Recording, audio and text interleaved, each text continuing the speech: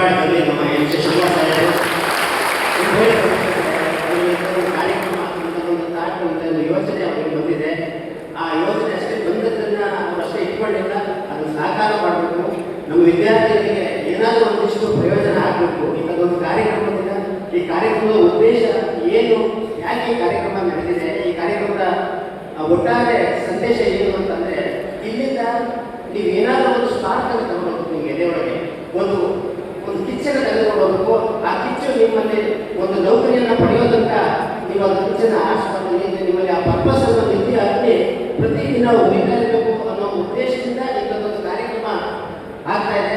ಆ ಕಾರ್ಯಕ್ರಮವನ್ನು ಸದುಪಯೋಗದಿಂದ ಪಡಿಸ್ಕೋತೀರಾ ಅನ್ನೋದೊಂದು ಆಶಾಭಾವನೆ ಇಟ್ಕೊಂಡು ನಾನು ಇಂಥದ್ದು ಕಾರ್ಯಕ್ರಮದಲ್ಲಿ ನನಗೊಂದು ಅವಕಾಶವನ್ನು ಕೊಟ್ಟಿದ್ದಕ್ಕೆ ಮಾತಾಡಲಿಕ್ಕೆ ನಾನು ಅವರೆಲ್ಲ ಒಂದು ನನ್ನ ನಮನವನ್ನು ತಿಳಿಸ್ತೀನಿ. ನನ್ನ ಹೆಸರು ಮಂಜುನಾಥ ಅಂತ. ನಾನು ಮೂಲತಃ ತುರುವೇಕೆರೆ, ತುಮಕೂರು ಜಿಲ್ಲೆಯವರು ಯಾರಾದ್ರೂ ಇದ್ದೀರಾ? ಅಲ್ಲಿಂದ ಯಾರಾದ್ರೂ ಬಂದಿದ್ದೀರಾ? ಮೇಬಿ ಇಲ್ಲ ಅನ್ಸುತ್ತೆ. ಅವರೆಲ್ಲ ಬೆಂಗಳೂರು ಹತ್ರ ಆಗ್ತದೆ ಅಂತ ಬೆಂಗಳೂರು ಕಡೆ ಹೋಗ್ತಾರೆ. ಇರಲಿ, ಏನು ತೊಂದರೆ ಇಲ್ಲ. ಎಲ್ಲ ಏನು ಉತ್ತರ ಕರ್ನಾಟಕದ ಎಲ್ಲ ಜಿಲ್ಲೆಗಳಿಂದ ಇಲ್ಲಿ ಬಂದು ಸೇರಿದ್ದೀನಿ. ನಾನು ಮೂಲತಃ ತುಮಕೂರು ಜಿಲ್ಲೆಯವರಾಗಿದ್ರು ಕೂಡ ನಾನು ಇದ್ದಾಗ ನಾವು ಇಲ್ಲಿಯವರೇ ಹುಬ್ಬಳ್ಳಿಯವರೇ ಹುಬ್ಬಳ್ಳಿಯವರೇ ಆಗ್ತೀನಿ. ಯಾಕೆಂದರೆ ಅಲ್ಲಿ ಈ ಮಣ್ಣಿನಂತ ಒಂದು ಶಕ್ತಿ ಇದೆ.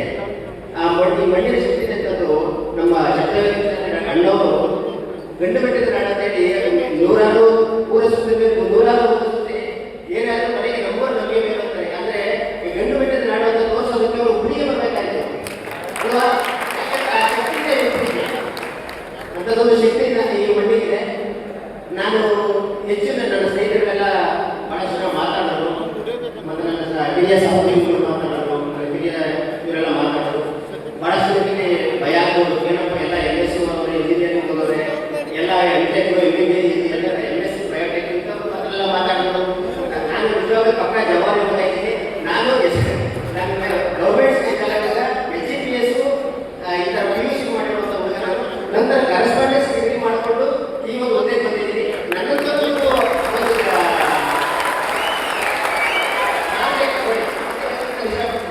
ಯಾಕೆಂತಂದರೆ ಶಿಕ್ಷಣ ವಿದ್ಯಾಭ್ಯಾಸ ಏನು, ಶಾಲಾ ಶಿಕ್ಷಣ ಅಂತ ಏನಿದೆ, ಶಾಲೆಯ ಶಿಕ್ಷಣವನ್ನು ಪಡಿತೀವಿ. ಅದಷ್ಟೇ ಅವಾಗ ಏನಾಯಿತು ಒಂಥರ ಕೂಪಮಂಡಲಗಳಾಗಿರ್ತೀವಿ. ಶಾಲೆಯ ಶಿಕ್ಷಣ ಪಡೆದಾಗ ನಮಗೆ ಒಳಜಾಗಕ್ಕೆ ಗೊತ್ತಿರಲ್ಲ, ನಮ್ಗೆ ಏನು ಗೊತ್ತಾಗಲ್ಲ, ಏನು ಹೇಗೆ ನಾವು ಹೇಗೆ ಮಾಡಬೇಕು ಅಂತ. ಆದರೆ ನಾವು ಯಾವತ್ತು ನಮ್ಮ ನಿಜವಾದ ಜೀವನ ಶುರುವಾಗ್ತದೆ, ನಾವು ಶಾಲಾ ಕಾರ್ಯಗಳನ್ನು ಬಿಟ್ಟು ಆಚೆ ಬರ್ತೀವಲ್ಲ, ಅವಾಗ ನಮ್ಮ ನಿಜವಾದ ಜೀವನ ಶುರುವಾಗ್ತದೆ. ನಿಮಗೆ ಇನ್ನೊಂದು ಇನ್ಸ್ಪಿರೇಷನ್, ನನ್ನೇ ಒಂದು ಕಥೆ ಹೇಳ್ತೀನಿ. ಇದನ್ನು ನಾನು ನಿಮ್ಮೆಲ್ಲ ಸಿಂಪತಿ ಗಳಿಸ್ಕೊಳ್ಳೋದಕ್ಕೋಸ್ಕರ ನಮಗೆ ಹೇಳ್ತಾ ಇಲ್ಲ, ನನ್ನ ಸತ್ಯವಾದ ಘಟನೆ ಹೇಳ್ತೀನಿ. ನಾನು ಮೂಲತಃ ಬೇಸಿಕ್ ಕನ್ನಡ ಮೀಡಿಯಂ ಶಾಲೆಯಲ್ಲಿ ಬರೋರು, ಜೊತೆಗೆ SSLC ಫೇಲ್ ಕ್ಯಾಂಡಿಡೇಟ್.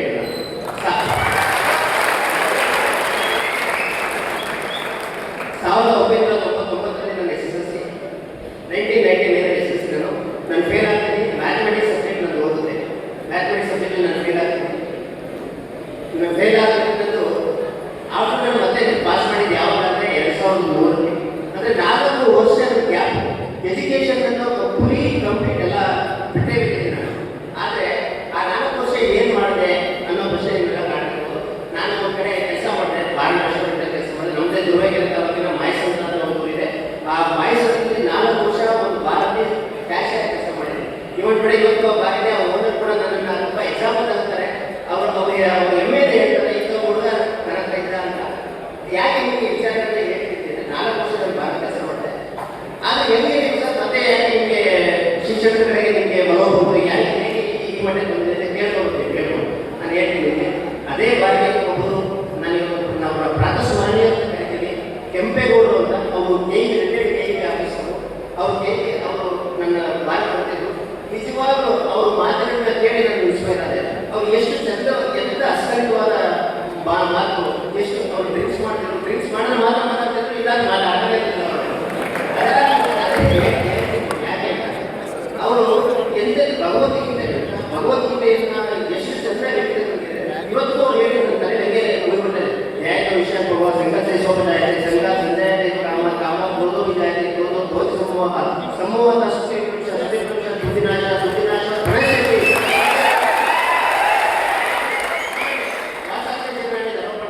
ನರೋಪರಾಣಿ ಅಂತ. ಅಂದರೆ ಈ ದೇಹಕ್ಕೆ ಸಾವು ಅಂತ ನೈನೋ ಚಿಂತನೆ ಶಸ್ತ್ರಾಣಿ ನೈನೋ ದಾತಿ ಪಾವಕ. ಯಾವ ಬೆಂಕಿ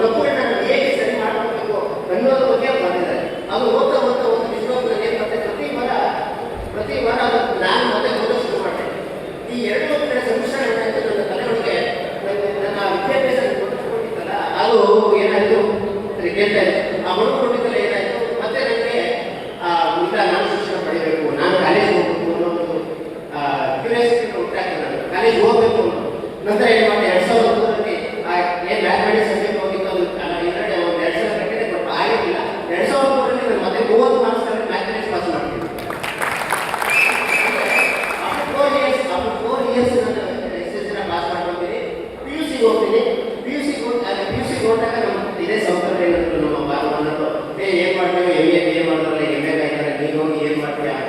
ಇಲ್ಲ ಸರ್ ನನಗೆ ಓದಬೇಕು, ಇಲ್ಲ ನಾನು ಓದಬೇಕು, ನನಗೆ ಕಾಲೇಜ್ ಹೋಗ್ಬೇಕು ನಮ್ಮ ಇದ್ದಿದೆ ಸರ್, ಹೋಗ್ತೀನಿ. ಆಯ್ತು ಅಂತೇಳಿ ನಾವು ಸಹಕಾರ ಮಾಡೋರು. ನಾನೇನು ಮಾಡಿದೆ, ಆ ನಂತರ ಕೂಡ ಬಾಲಿನ ಎದುರುಗಡೆ ಒಂದು ಪೆಟ್ಟಿಗೆ ಶಾಪ್ ಇಟ್ಕೊಂಡು ಪೆಟ್ಟಿಗೆ ಅಂಗಡಿಯಲ್ಲಿ ಸಿರುಮುರಿ ಮಾರಿ ನಾನು ಕಾಲೇಜ್ ಹೋಗ್ತಿದ್ದೆ. ಇದು ಯಾವುದು ಕೂಡ ನಾನು ನಿಮಗೆ ಪೋಸ್ಟಿಂಗ್ ಅಲ್ಲ, ಒಂದು ಮಾತು ಕೂಡ ಇದು ಅಕ್ಷರಶಃ ಸತ್ಯ. ನಿಮಗೆ ಯಾಕೆ ಹೇಳ್ತಿದ್ದೀನಿ ಅಂದರೆ, ಇಂಥದ್ದೊಂದು ಕಥೆ ಇದೆ. ಇಂಥವನೊಬ್ಬ SSLC ಫೇಲ್ ಆದವನೊಬ್ಬ, ಕೆಲಸ ಮಾಡೋನೊಬ್ಬ ಇವತ್ತು ಸಬ್ಸ್ಕ್ರೈಬ್ ನಾವೇ ಕಾಡ್ಕೊಳ್ಳೋದು ಪಿಚ್ಚರಿ ಮಾಡ್ತಾರೆ.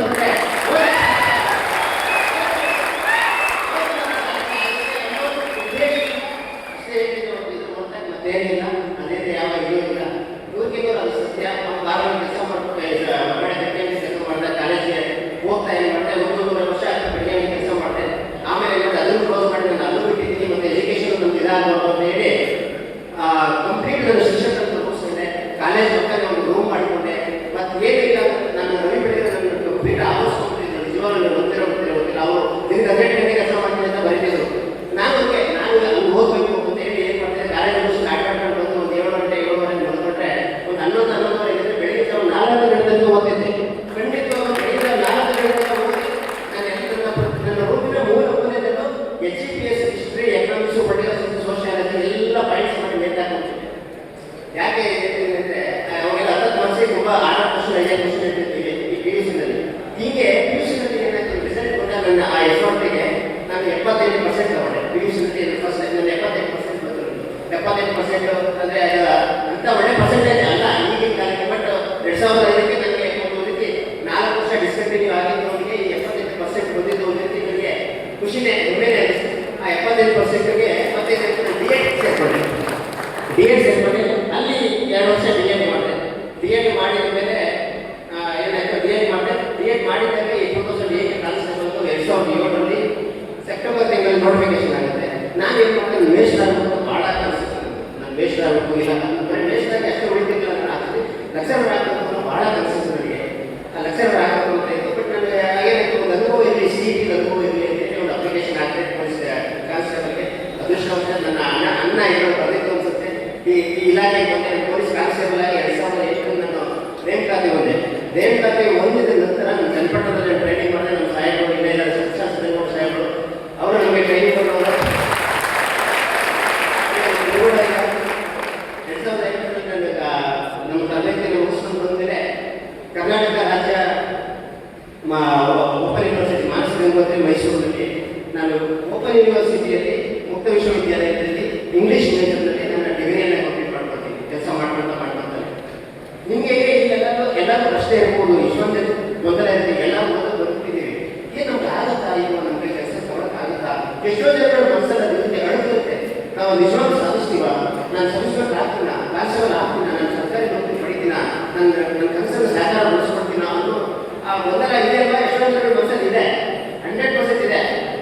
ಆದರೆ ನನಗೂ ಈ ಕಡೆ 100% ಇತ್ತು. ಕಾನ್ಸ್ಟೇಬಲ್ ಕೆಲಸ ಅಂತ ನನಗೆ ಯಾವುದೇ ರೀತಿಯ ಪರಿಶ್ರಮ ಇದ್ದರೆ ತೆಗೆದುಕೊಡ್ತಾ. ನಾನು PUC ಮಾರ್ಕ್ಸ್ ತೆಗೆದು ನನಗೆ ಹೇಳ್ಬೇಕಂದ್ರೆ ಸೀಟಲ್ಲಿ ನನ್ನ ಸ್ಕೋರ್ ಮಾಡಿರಲಿಲ್ಲ. ನನ್ನ PUC ಮಾರ್ಕ್ಸ್ ನನ್ನ ಕಾನ್ಸ್ಟೇಬಲ್ ಕೆಲಸ ಸಿಕ್ತು ನನಗೆ. ಆದರೆ ಸಬ್ ಇನ್ಸ್ಪೆಕ್ಟರ್ ಆಗಬೇಕು, ನನಗೆ ಇಲಾಖೆ ಒಳಗಡೆ ಬಂದ ಮೇಲೆ ನಾನು ಸಬ್ ಇನ್ಸ್ಪೆಕ್ಟರ್ ಆಗಬೇಕು ಅನ್ನೋ ಒಂದು ಹೊಸ ಕಿಚ್ಚು ಹಚ್ಕೊಂಡು ನನ್ನ ಒಳಗಡೆ ಹೊಸ ಕಿಚ್ಚು ಹಚ್ಕೊಂಡು ನಾನು ಸಬ್ ಇನ್ಸ್ಪೆಕ್ಟರ್ ನೋಡಿರಲಿಲ್ಲ. ನಾನು ಚಿಕ್ಕವರು ನೋಡೋದು ಗೊತ್ತಾಗೋದು ಇದು ನಾನು ಸಬ್ ಇನ್ಸ್ಪೆಕ್ಟರ್ ಆಗೋದು ನನಗೆ ಯಾಕೆ ಆಗಲ್ಲ, ನಾನು ಪ್ರಯತ್ನ ಮಾಡೋಣ ಮತ್ತು ಈ ಥರದೊಂದು ನನ್ನ ಆ ಕಿಚ್ಚು ಹಚ್ಕೊಂಡ ಮೇಲೆ ಏನು ಮಾಡಿದೆ, ಅದನ್ನ ಮಾಡೋದು ತಡೆದು ಆಗುತ್ತೆ. ಹೀಗೆ ಇದೇ ಥರ ಬಂದಿರ್ತಾರೆ, ಯಾವ ವರ್ಷಕ್ಕೆ ಸುಮ್ಮನೆ ಓದೋದು ಬರೆಯೋದು ಮಾಡ್ತಾ ಇದೆ. ಆದರೆ 2014ರಲ್ಲಿ ನನ್ನ ಸ್ನೇಹಿತರು ಇವತ್ತು ಅವರಲ್ಲಿ ಸಬ್ ಇನ್ಸ್ಪೆಕ್ಟರ್ ಕೆಲಸ ಮಾಡ್ತಾರೆ, ಸುನೀಲ್ ಅಂತೇಳಿ. ಅವ್ರು 2016ರಲ್ಲಿ ಪೊಲೀಸ್ ಸಬ್ ಇನ್ಸ್ಪೆಕ್ಟರ್ ಸೆಲೆಕ್ಷನ್ ಆಗ್ತಾರೆ. ನಿಜವಾಗ್ಲೂ ಅವರು ಸೆಲೆಕ್ಷನ್ ಆಗಿದ್ದರಿಂದ ನಾನು ಅದಕ್ಕೆ ದೊಡ್ಡ ಯೂಸ್ಕೇರ್ ಕೊಡೋದು ನಾನು. ಯಾಕೆಂದ್ರೆ ನಾವಂತೂ ಭಾಳ ಕ್ಲೋಸ್ ಫ್ರೆಂಡ್ಸು. ನಮ್ಗೆ ಇಬ್ಬರು ದಾಟ್ಸ್ಕೊಂಡು ಒಂದೇ ಥರ ಇರ್ತಿದ್ವಿ, ಜೊತೆಗೆ ಇರ್ತಿದ್ವಿ. ನನ್ನ ನಾಲೆಜ್ ಅವ್ರ ನಾಲೆಜ್ ಇಬ್ಬರು ಓದಿದ್ದು, ಇಬ್ಬರು ಚೆನ್ನಾಗಿ ಮಾತಾಡ್ಕೊತಿದ್ವಿ.